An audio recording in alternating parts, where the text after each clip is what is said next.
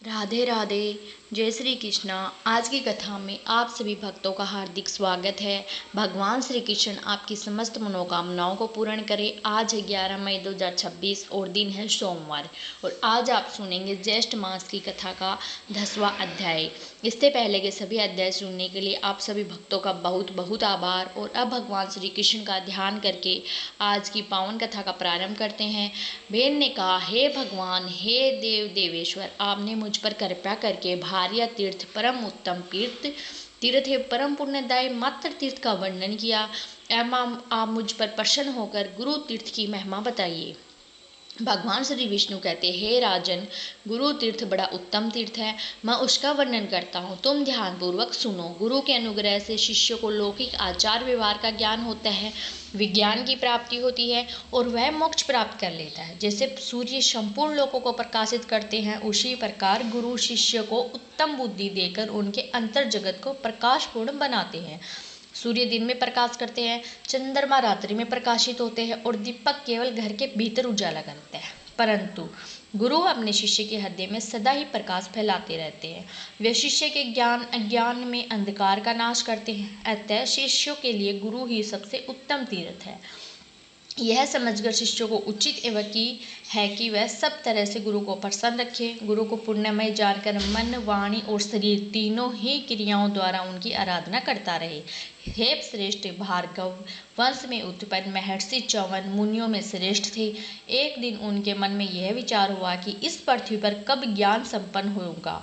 इस प्रकार सोचते सोचते उसके मन में ये बात आई कि मैं तीर्थ यात्रा को चलूं, क्योंकि तीर्थ यात्रा अभीष्ट फल देने वाली है। ऐसा निश्चय करके वे पिता आदि को तथा पत्नी, पुत्र और धन को भी घर पर ही छोड़कर तीर्थ यात्रा के प्रसंग से भूतल पर विचरने लगे।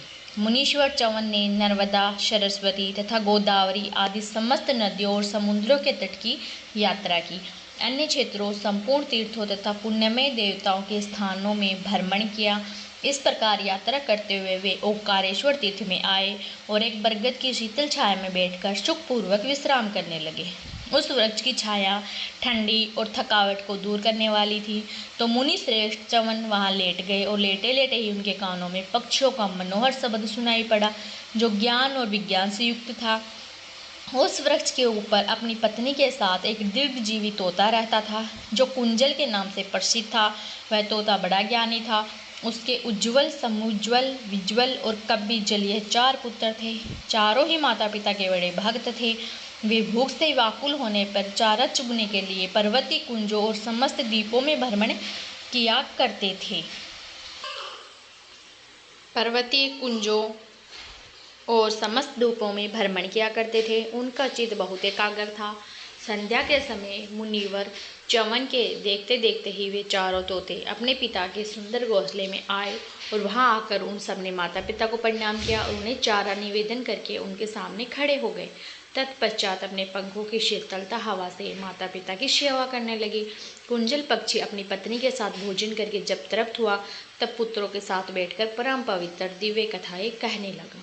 उज्ज्वल ने कहा, पिताजी, इस समय मेरे लिए उत्तम ज्ञान का वर्णन कीजिए। उसके बाद ध्यान, व्रत, पुण्य तथा भगवान के सनातन का ही उपदेश दीजिए। कुंजल बोला, बेटा, मैं तुम्हें उस उत्तम ज्ञान का उपदेश देता हूँ जिसे किसी ने भी इन सब चरक चक्षुओं से नहीं देखा। उसका नाम है कैवल्य अर्थात मोक्ष। वह केवल अद्वितीय और दुख से रहित है। जैसे वायु शून्य प्रदेश में रखा हुआ दीपक हवा का झोंका न लगने के कारण स्थिर भाव से जलता है और घर के समूचे अंधकार का नाश करता है, उसी प्रकार केवल्य स्वरूप ज्ञान में आत्मा सब दोषों से रहित है और स्थिर है। उसका कोई आधार नहीं है, बल्कि वही सबका आधार है। बेटा, वह आशा तृष्णा से रहित और निश्चल है। आत्मा ना किसी का मित्र है, ना शत्रु है। उसमें ना शोक है, ना मोह है, ना धर्म है, ना लोभ है और ना मात्सर्य है। यह भ्रम, प्रलाप, मोह तथा सुख दुख से रहित है। जिस समय इंद्रियां संपूर्ण विषयों में भोग बुद्धि का त्याग कर देती हैं, उस समय सब प्रकार की आसक्तियों से रहित केवल आत्मा रह जाती है। उसे कैवल्य रूप की प्राप्ति हो जाती है। जैसे दीपक प्रज्वलित होकर जब प्रकाश फैलाता है, तब बत्ती के आधार से वह तेल को सोखता रहता है। फिर उस तेल को भी काजल के रूप में उगल लेता है। हे महामते, दीपक स्वयं ही तेल को खींचता है और अपने तेज से निर्मल बना रहता है। उसी प्रकार देह रूपी बत्ती में स्थित हुआ आत्मा कर्म रूपी तेल का शोषण करता रहता है। वह विषयों का काजल बनाकर प्रत्यक्ष दिखा देता है और जब से निर्मल होकर स्वयं ही प्रकाशित होता है। उसमें क्रोध आदि दोषों का अभाव है। क्लेश नामक वायु उसका स्पर्श नहीं करती। वह निष्क्रिय और निश्चल होकर स्वयं अपने तेज से प्रकाशमान रहता है। स्वयं के स्थान पर स्थित रहकर ही अपने तेज से संपूर्ण त्रिलोकी को देखा करता है। यह आत्मा केवल ज्ञान स्वरूप है और इसी को परमात्मा कहते हैं, और इसी परमात्मा का ही मैंने तुमसे वर्णन किया है। और अब मैं चक्रधारी भगवान श्री विष्णु के ध्यान का वर्णन आरंभ करता हूँ। तुम ध्यानपूर्वक सुनो। यह ध्यान दो प्रकार का है, निराकार और साराकार। निराकार का ध्यान केवल ज्ञान रूप से होता है। ज्ञान इंद्र से उनका दर्शन किया जाता है। योग युक्त महात्मा अर्थात परमार्थ परायण सन्यासी उन सर्वज्ञ एवं सर्वदृष्ट परमेश्वर का साक्षात्कार करते हैं। हे वर्ष, वे हाथ पैर से हीन होकर भी सर्वत्र जाते हैं और समस्त चराचर त्रिलोक को ग्रहण करते हैं। उनके मुख और नाक नहीं है, फिर भी वे खाते और सूंघते हैं। बिना कान के ही सब कुछ श्रवण करते हैं। वे सबके साक्षी और जगत के स्वामी हैं। रूपहीन होते हुए भी 5 इंद्रियों से युक्त रूप धारण करते हैं और समस्त लोगों के प्राण हैं। चराचर जगत के जीव उनकी पूजा करते हैं। बिना जीवा के ही वे बोलते हैं। उनकी सब बातें वेद शास्त्रों के अनुकूल होती हैं। उनकी त्वचा नहीं है, लेकिन फिर भी वे सबके स्पर्श का अनुभव करते हैं। उनका स्वरूप सत्य और आनंदमय है। वे विरक्त आत्मा है। उनका रूप एक है। वे आश्रय रहित और जरावस्था से शून्य हैं। ममता तो उन्हें छू भी नहीं गई। वे सर्वव्यापक, सर्वगुण, निर्गुण और निर्मल हैं। वे किसी के भी वश में नहीं हैं। वे आश्रय रहित और जरावस्था से शून्य हैं। ममता तो उन्हें छू भी नहीं गई। वे सर्वव्यापक, सगुण, निगुण और निर्मल है। वे किसी के भी वश में नहीं है, तो भी उनका मन सब भक्तों के अधीन रहता है। वे सब कुछ देने वाले और सर्वज्ञों में श्रेष्ठ है। उनका पूर्ण रूप से ध्यान करने वाला कोई नहीं है। वे सर्वमय और सर्वत्र व्यापक है। इस प्रकार जो परमात्मा के सर्वमय स्वरूप का ध्यान करता है, वह अमृत के समान सुखदायी और आकार रहित परम पद अर्थात मोक्ष को प्राप्त होता है। सब अब परमात्मा के ध्यान का दूसरा रूप अर्थात साकार ध्यान बतलाता हूँ। मूर्तिमान आकार के चिंतन को साकार ध्यान कहते हैं तथा जो निरामय तत्व का चिंतन है उसे निराकार ध्यान कहा गया है। वह समस्त ब्रह्मांड जिसकी कहीं कोई तुलना नहीं है, भगवान की वासना से ही वासित है। भगवान में ही इसका निवास है, इसलिए उन्हें वासुदेव कहते हैं। वर्षा के लिए उत्पन्न मेघा का जैसा वर्ण होता है, वैसा ही उनका भी वर्ण है। वे सूर्य के समान तेजस्वी, चतुर्भुज और देवात्माओं के स्वामी हैं। उनके दाहिने हाथों में से एक में सुवर्ण और रत्नों से जड़ित शंख शोभा पाता है। बाएं हाथों में से एक में चक्र प्रतिष्ठित है, जिसकी तेजोमयी आकृति सूर्यमंडल के समान है।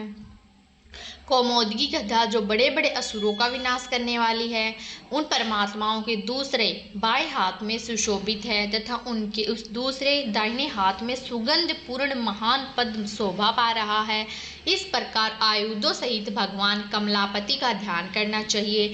शंख के समान गिरिवा, गोल गोल मुख और पत्थर के समान बड़ी बड़ी आंखें अत्यंत मनोहर जान पड़ती हैं और रत्नों के समान चमकीले दांतों से भगवान ऋषिकेश की बड़ी शोभा हो रही है।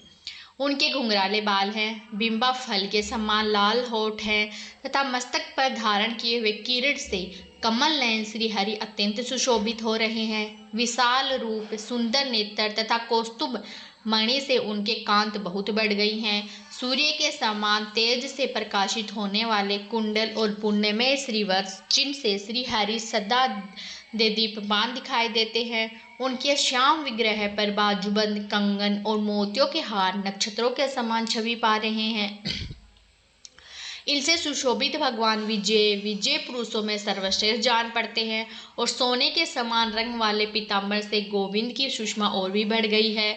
रत्न जड़ित मुंदरियों से सुशोभित अंगुलियों के कारण भगवान बड़े सुंदर प्रतीत होते हैं। सब प्रकार के आयुधों से पूर्ण और दिव्य आभूषणों से विभूषित श्री हरि गरुड़ की पीठ पर विराजमान हैं। वे इस विश्व के सृष्टा और जगत के स्वामी हैं। जो मनुष्य इस प्रकार भगवान की मनोहर झांकी का प्रतिदिन अनन्य चित्त से ध्यान करता है, वह सब पापों से मुक्त होकर अंत में भगवान विष्णु विष्णु के लोक को जाता है। बेटा, इस जगदीश्वर के ध्यान का यह सारा प्रकार मैंने तुम्हें बता दिया। अब व्रतों के भेद बताता हूँ जिनके द्वारा भगवान श्री विष्णु की आराधना होती है। जया, विजया, पापनाशिनी, जयंती, त्रिशिपा, व्यंजलि, तिलगंधा, अखंड तथा मनोरक्षा, यह सब एकादशियाँ द्वादशियों के भेद हैं। इनके सिवा और भी बहुत से ऐसी तिथियां हैं जिनका प्रभाव दिव्य है। अशून्य, शयन और जन्माष्टमी है दोनों महान व्रत हैं। इन व्रतों का आचरण करने से प्राणियों के सब पाप दूर हो जाते हैं। हे पुत्र, अब भगवान के सतनाम स्तोत्र का वर्णन करता हूँ। यह मनुष्यों की पाप राशि का नाशक है और उत्तम गति प्रदान करने वाला है।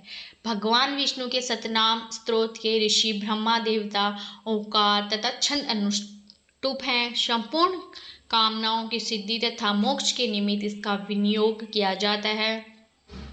ऋषिकेश अर्थात इंद्रियों के स्वामी केशव, मधुसूदन अर्थात मधु दैत्य को मारने वाले, सर्वदैत्यसूदन अर्थात संपूर्ण दैत्यों के संहारक, नारायण अनामय, रोग शोक से रहित, जयंत, विजय, कृष्ण, अनंत वामन, विष्णु, विश्वेश्वर, पुण्य विश्वात्मा, सुराचित अर्थात देवताओं द्वारा पूजित, अनग अर्थात पाप रहित, अघहर्ता, नारसिंह, श्रीप्रिय अर्थात लक्ष्मी के प्रियतम, श्रीपति, श्रीधर, श्रीध अर्थात लक्ष्मी प्रदान करने वाले, श्रीनिवास महोदय अर्थात महान अभुदयालशाली, श्री राम माधव, मोक्ष क्षमार, रूप जनार्दन, सर्वज्ञ, सर्ववेक्ता, सर्वस्वर, सर्वधायक, हरि मुरारी, गोविंद पदनाम, प्रजापति, आनंद ज्ञान संपन्न, ज्ञानंद, ज्ञानदायक, अच्युत, संबल, चंद्र, चंद्रवका अर्थात चंद्रमा के समान मनोहर मुख वाले, व्याप्त, परावर अर्थात कार्य कारण रूप, संपूर्ण जगत में व्याप्त, योगेश्वर, जगत योनि अर्थात जगत की उत्पत्ति के स्थान, ब्रह्मा रूप, महेश्वर, मुकुद वेठु, एक रूप, कवि, ध्रुव, वासुदेव, महादेव, ब्राह्मण पीर्य, गोपीर्य, गोहित, यज्ञ, यज्ञांग, यज्ञवर्धन अर्थात यज्ञों का विस्तार करने वाले, यज्ञ भोक्ता, वेद, वेदांग, पारंग, वेदंग, वेद रूप, विद्वाशा, सुरेश्वर, प्रत्यक्ष, महान, शंखपाणि, पुरातन, पुष्कर, पुष्कराक्ष, वाराह, धरणीधर, प्रद्युम्न, कामलपाल, व्यासध्यात अर्थात व्यास जी के द्वारा चिंतित, महेश्वर अर्थात महान ईश्वर, सर्वसौख्य, महासौख्य, शाक्य पुरुषोत्तम, योग्य रूप, महाज्ञान, योगेश्वर, अजित प्रिय, असुरारी, लोकनाथ, पद्महस्त, गदाधर, गुहास, श्रवणश्वास, पुण्यवास, महाजन, वरदान, बृहत कार्य, पावन, पापनाश, गोपीनाथ, गोपसक, गोपाल, गोग पाक्षे, परमात्मा, पराधीश, कपिल तथा कार्य, मानुष अर्थात संसार का उद्धार करने के लिए मानव शरीर धारण करने वाली आदि नामों से प्रसिद्ध सर्वसूपी परमेश्वर का मैं प्रतिदिन मन, वाणी तथा क्रिया द्वारा नमस्कार करता हूँ। जो पुण्य आत्मा पुरुष सतनाम स्तोत्र पढ़कर स्थिर चित्त से भगवान श्री कृष्ण की स्तुति करता है वह संपूर्ण दोषों का त्याग करके इस लोक में पुण्य स्वरूप को जाता है तथा अंत में वह भगवान मधुसूदन के लोक को प्राप्त होता है। यह सतनाम स्तोत्र महान पुण्य का जनक और समस्त पातकों की शुद्धि करने वाला है। मनुष्य को ध्यान युक्त होकर अनन्य चित्त से इसका जप और चिंतन करना चाहिए। प्रतिदिन इसका जप करने वाले पुरुष को नित्य प्रति गंगा स्नान का फल मिलता है, इसलिए सुस्थिर और एकाग्रचित होकर इसका जप करना चाहिए। सुख की इच्छा रखने वाले पुरुषों को चाहिए कि वह शालिग्राम की शिला तथा द्वारका की शिला अर्थात गोमती चक्कर को उन दोनों शिलाओं के समीप पूर्वोक्त स्त्रोत अर्थात सतनाम स्त्रोत का जप करे। ऐसा करने से वह संसार में नाना प्रकार के शुभ भोग कर अंत में अपने सहित 101 पीढ़ी का उद्धार कर लेता है। जो कार्तिक में प्रतिदिन प्रातः स्नान करके मधुसूदन की पूजा करता है और भगवान के सामने सतनाम स्तोत्र को पढ़ता है वह परम गति को प्राप्त होता है। बेटा, माघ स्नान करने वाला पुरुष यदि भगवान की पूजा करके उनका ध्यान करता है और इस स्तोत्र का जप तथा श्रवण करता है तो वह मदिरापान आदि से होने वाले पापों का भी त्याग करके परम पद को प्राप्त होता है और बिना किसी विघ्न के उसे विष्णु पद की प्राप्ति हो जाती है। और जो मनुष्य श्राद्ध काल में भोजन करने वाले ब्राह्मणों के सामने इस पाप नामक सतनाम स्तोत्र का पाठ करता है उसके पितर संतुष्ट होकर परम गति को प्राप्त होते हैं। यह स्तोत्र सुख तथा मोक्ष प्रदान करने वाला है। निश्चय ही इसका जप करना चाहिए। जप करना मनुष्य भगवान श्री विष्णु की कृपा से पूर्ण सिद्ध हो जाता है और इस प्रकार की सिद्धियाँ प्राप्त हो जाती है। हरे कृष्णा। आज की कथा का यहीं पर समापन करती हूँ। इसके आगे का वृत्तांत आप सुनेंगे कल की कथा में। राधे राधे।